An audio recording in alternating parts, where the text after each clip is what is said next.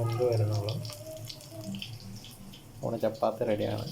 ഈ ചപ്പാത്തിയിൽ നമുക്ക് കെച്ചപ്പൊക്കെ ഒഴിച്ച് സാൻഡ്വിച്ച് ആക്കി എടുക്കണം. ചിക്കൻ ടെൻഡർ റെഡി ആയിട്ടുണ്ട്. ഇനി നമുക്കത് സാൻഡ്വിച്ച് ആക്കി എടുക്കാം.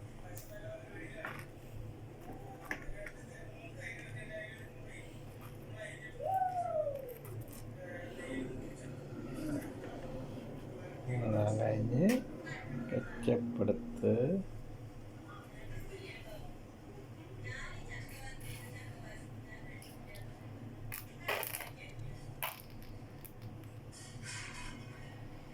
കെച്ചപ്പ് ഒഴിച്ച് കൊടുക്കാം. അടുത്തായിട്ട് യൂസ് ചെയ്യാൻ വേണ്ടി ചില്ലി മയോണൈസ്.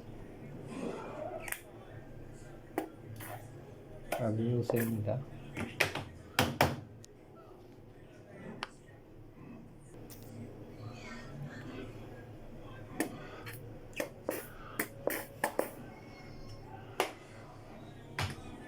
അതിൻ്റെ കൂടെ ചീസ് ആഡ് ചെയ്യാം. ഇതുപോലെ ചീസ് ആഡ് ചെയ്യാം.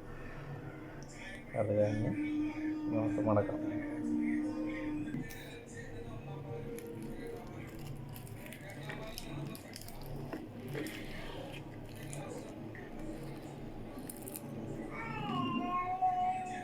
സ്വാദിഷ്ടമായ സാൻഡ്വിച്ച് റെഡി.